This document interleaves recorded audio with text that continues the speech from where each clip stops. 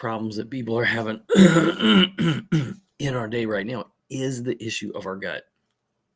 We have unhealthy guts, and the thing is we have two microbiomes. One is in our gut, one is in our mouth, and you hear me talk about all the time with me and Dr. G. But today we're going to really focus in on these calls is focusing in on the gut. So I'm really excited that you're here, and this is a great call. Dr. Kiernan, it does an excellent job of helping to explain this and even delve into some deeper aspects of our metabolic health. So if you're dealing with the issues of insulin resistance, if you are dealing with some of those things, this is a call that you want to be a part of. So give me just a second here. I'm going to bring Dr. Kiernan in. We're going to delve right into this right out of the gate. I don't want to waste any time as we welcome in Dr. Kiernan and get this whole thing started, right? That's so important that we want to do. All right, let me do this and we are going to get this going. All right, let's see. Hold on a second. There we go. Let me share this screen. All right, we're going to share and get this sucker started.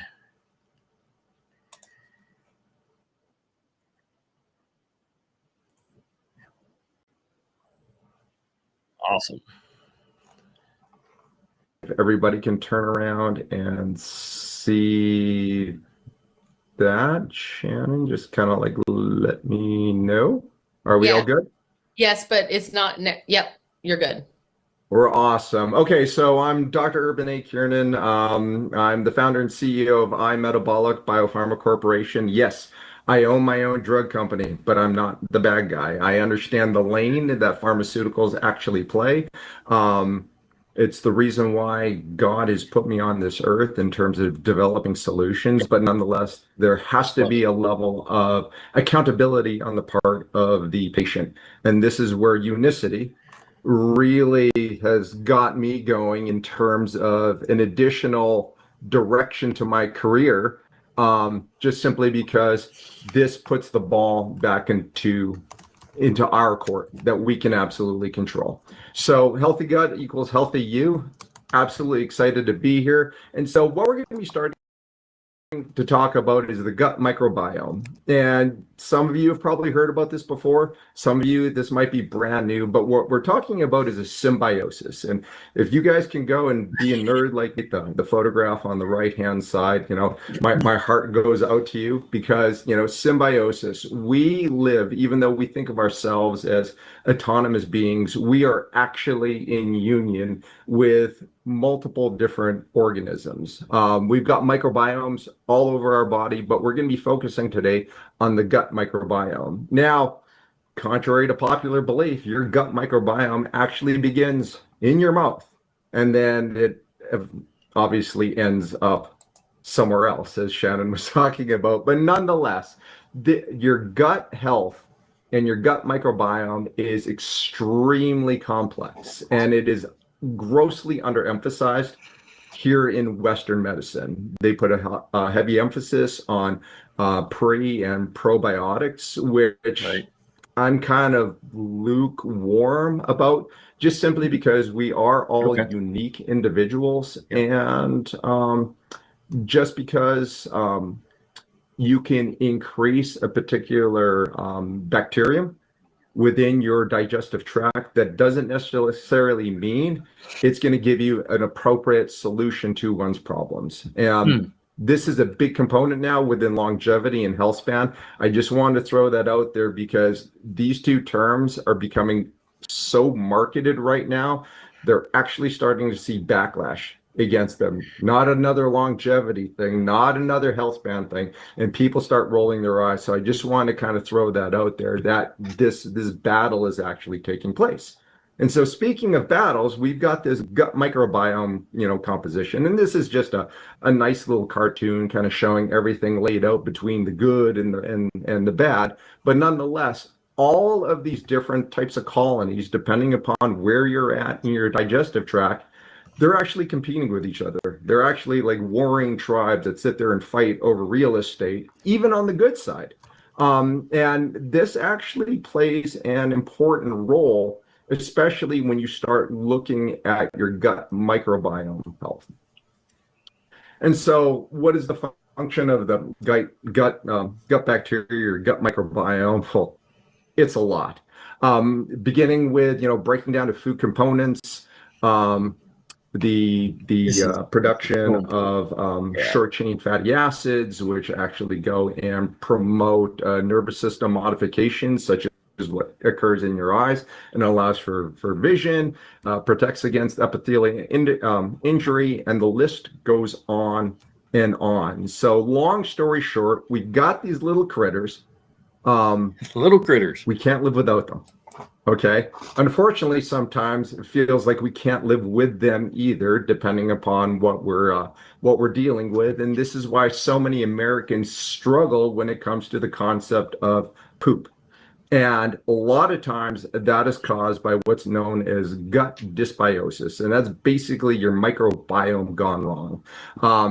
I just put this picture up on the right, and its intent is to be really small. Don't worry about it because there's a lot of science that takes place.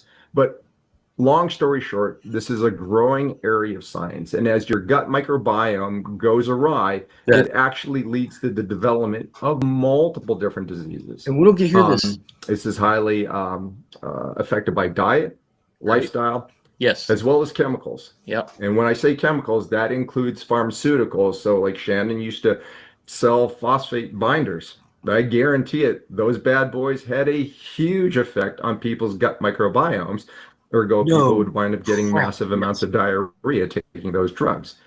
It also is showing that Yes. your gut microbiome, if you develop gut dysbiosis, will wind up contributing to aging.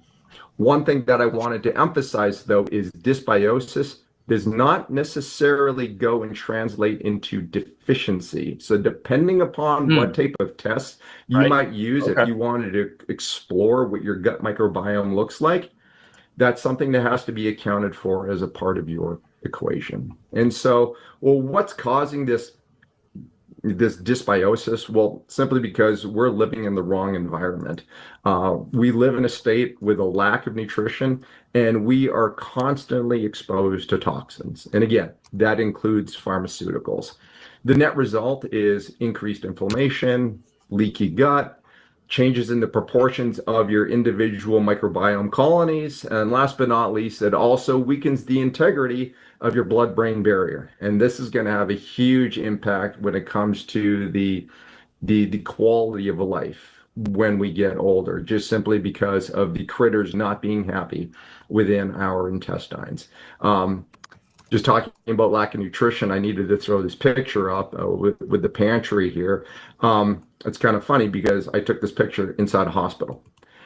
And so everybody would sit there and think about that. Oh, I'm in a hospital. I'm going to be getting good choices. M&Ms are not a good choice. Okay. And you can see that like right down here. It's like clear as day.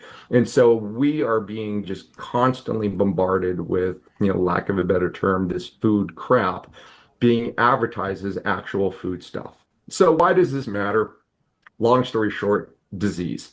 The gut-brain axis is real. And this knowledge base, as I said, this is a new area of science. This is expanding all the time. And this is even contributing to the formation of this new thing called dysfunctional HDL. I know, Shannon, you and I have talked about this, but I guarantee probably 99% of the people on this call are like, I've never even heard about that. That will be a separate, different science call. But nonetheless, I wanted to throw that out there that all of this stuff, because of this symbiosis, is absolutely real. I actually came across this publication. This came out in February this year. It's a PNAS paper. This is the link to the actual full publication. They were able to induce multiple sclerosis via gut microbiota. Holy crap. So again, this just kind of shows to the power of the gut microbiome, either for or against you. If you want to learn more, I got to do a shameless plug because I actually have my own podcast called The Decoding Health. Here's an episode that I did with Dr. Malu Tanzi. She's one of the world's leading experts in the area of Alzheimer's disease as well as Parkinson's, and she talks at length regarding the gut-brain axis and the gut microbiome in terms of the development of Alzheimer's and Parkinson's.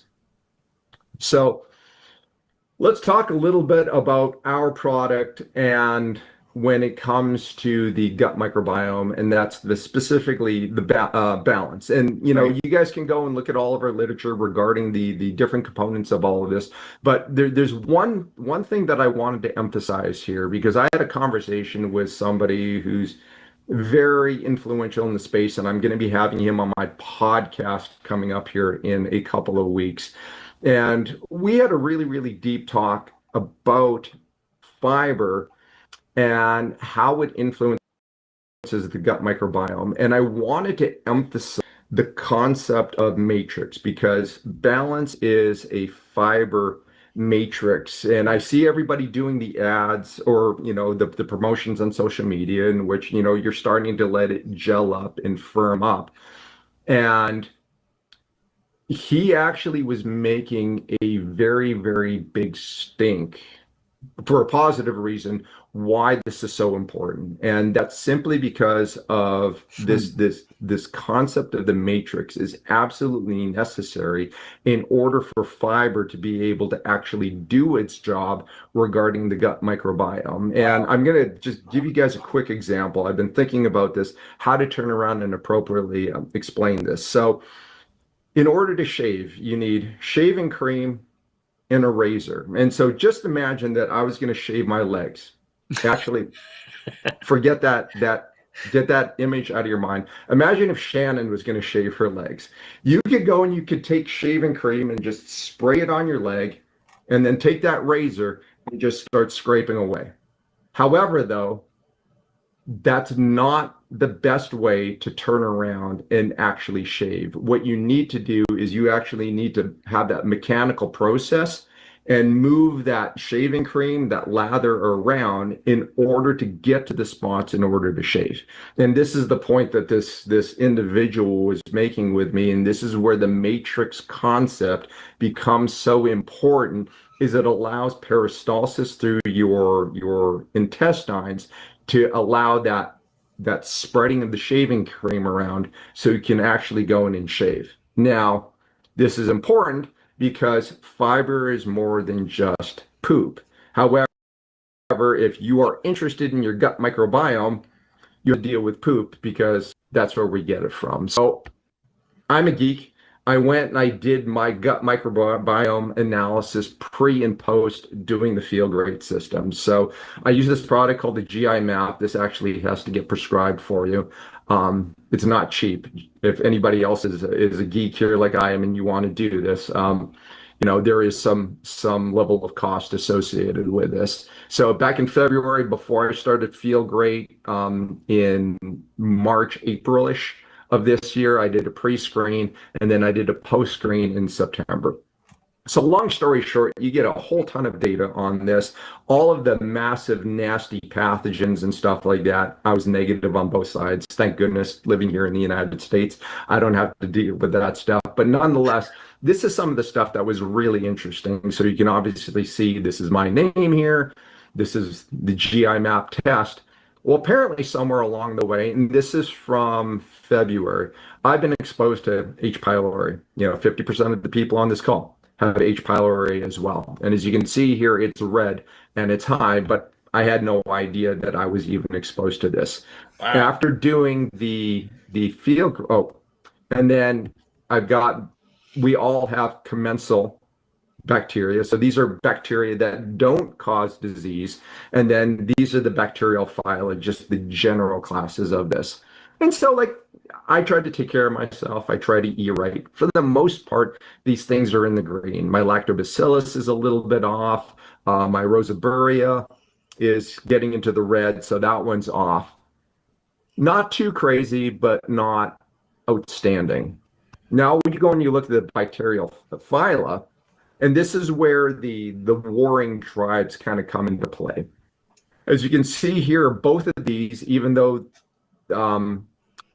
if you look at the ratio, they're in the appropriate ratio. If you look at the actual size of the colonies, they had actually overpopulated my gut microbiome. So even though the proportions were correct, there was just too much of this there. And this is one of those things that we deal with in science in which you have too much of a good thing. It can actually lead into an inverse curve in which it goes up, things are going really good, and then it gets to a point where you have too much, and then everything goes really, really bad. And so this is something that I was completely and totally unaware of. And I don't know if anybody here has done the gut microbiome analysis, but this was my starting point. Well, come and go and do this in September again. Wait a second. I haven't done a round of antibiotics or anything like that. Still have the H. pylori. However, it's gone down. It's not highlighted in red. So my body has been able to, and the only change that I had made in that period of time was the use of the field grade system. And so I had been able to personally reduce the level of H. pylori in my system at the time of that second test. Wow. If you can come back here and look at my Awesome. commensal bacteria, all of these have actually improved, especially the Rosaburia. It went from all the way into the red over into the green. More importantly, my ratio between my Firmicutes and my Bacteriocides still remains in the green. However, from an actual colony standpoint, those have both improved within the appropriate level of colonization that one would expect from the level of science that we know right now in terms of maintaining health. So I worked with a different nutritionist regarding this, and she was actually blown away with the simple fact that I hadn't intended to go and do anything. And just by happenstance doing this, just by I was able balance. to go and improve my gut microbiome just by including the field grade system as a part of my personal journey with this. So, long story short, what is the power of the gut microbiome? Well, it can actually cause disease, as we showed in the study earlier regarding the multiple sclerosis, or it can even prevent disease. And there's actually a treatment out there. It's readily available in Europe. It's a little hard over here in the US to get approval for, but it's a fecal microbiota transplant, or FMT, aka a stool sample. And basically what they do is they take the fecal bacteria from a healthy donor, and they transplant that into the gut of an unhealthy individual. This is used for the treatment of certain inflammatory bowel diseases, such as like Crohn's, ulcerative colitis. They've even used it in terms of the treatment of metabolic diseases, including obesity.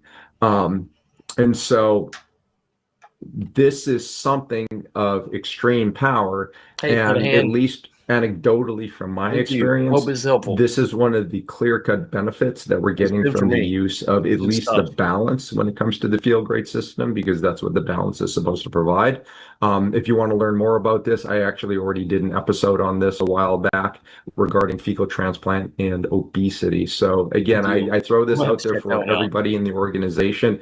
Go to my podcast. I talk about, even if Shannon didn't allure me into unicity here, I would be still doing all of these different episodes anyways. And so since this is an alignment between what I'm already doing and offering some level of benefit to you guys, please, by all means, go on there, take what you want, learn from this stuff, share it with people, just so you have an additional voice telling the story, just so that you are able to go and just kind of get the word out and get people to understand that there is some pretty hardcore science, regarding all of this. So just trying to be mindful of the time here, Shannon. So I just wanted to turn it back over to you. And I don't know if we're going to do any questions or anything like that, but I'm more than happy to go and answer anything if we do have time. Yeah. Perfect. Thank you so much. We'll do questions at the end after I explain what this amazing balance that you've just spoken so highly of is. So I really appreciate that.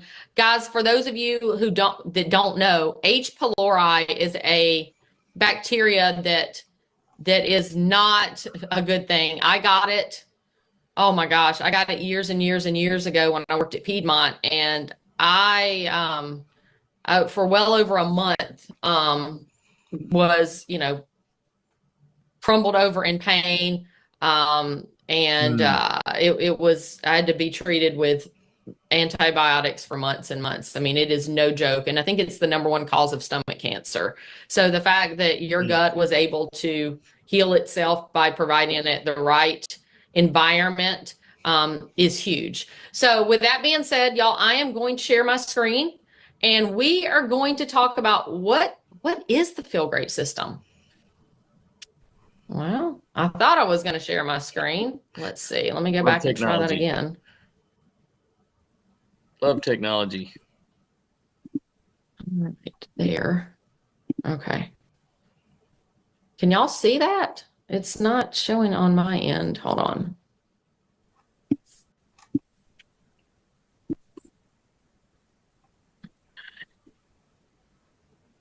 Uh-oh.